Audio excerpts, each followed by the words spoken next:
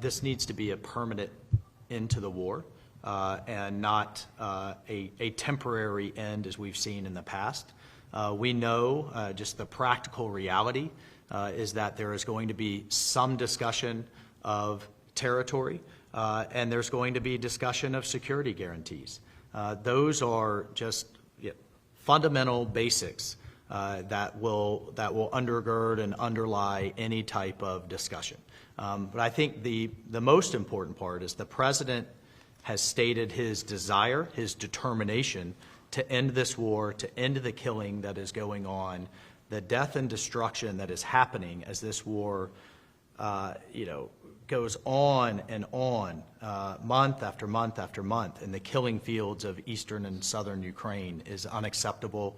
It is not in the interest of either country. It's not in the interest of the world, and certainly not in the interest of the United States and Europe. So all of those things will drive the negotiations going forward. And as you can see, President Trump is determined to move very quickly. We just had a head of state phone call, the first in years, and here we are less than a week later at the highest level of the U.S. and Russian government, and we expect to continue to drive that pace to not only end the war, but then to unlock what could be very productive and stabilizing relationships going forward. President Trump spoke with President Macron just yesterday. Prime Minister Starmer is coming to Washington next week.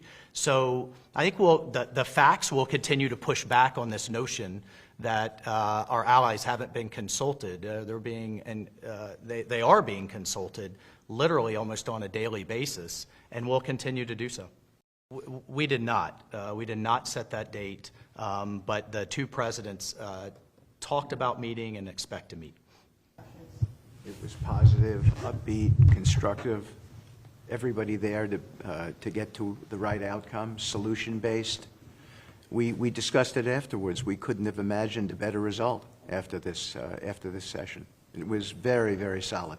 Will you be traveling? But the important thing is that we've started that process. And what the President did not find acceptable was an endless war in Europe that was literally has turned into a meat grinder of people on both sides. So if you just think about, just in a few months, President Trump has shifted the entire global conversation from not if the war is going to end, but just how it's going to end.